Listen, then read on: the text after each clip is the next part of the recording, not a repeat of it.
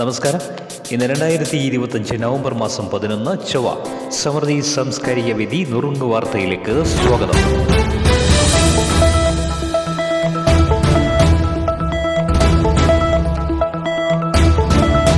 ന്യൂഡൽഹിയിൽ ലാൻകുലാം മെട്രോ സ്റ്റേഷന് സമീപം വൻ സ്ഫോടനം.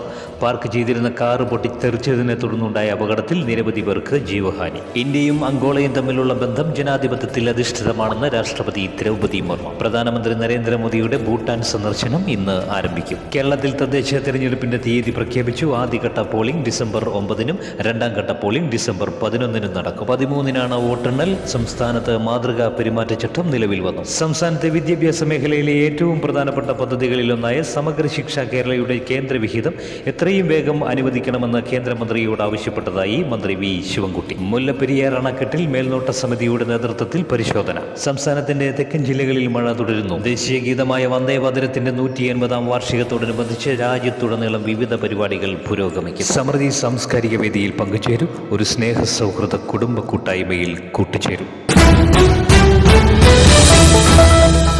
ജീവിതത്തിൽ മുന്നോട്ട് പോകുമ്പോൾ ചിലപ്പോൾ നമ്മുടെ പാത തടസ്സങ്ങളാൽ നിറഞ്ഞതായി തോന്നാം.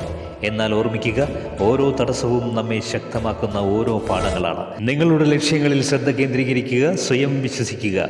വലിയ വിജയങ്ങൾ ചെറിയ പ്രതിസന്ധികളെ കടന്നുപോയാലേ സാധ്യമാകൂ. ശുഭദിനം. സ്നേഹപൂർവ്വം ഞാൻ സുജിത് ഞാർക്കൽ. വാർത്താ പ്രായോജകർ സമൃദ്ധി സാംസ്കാരിക വേദി.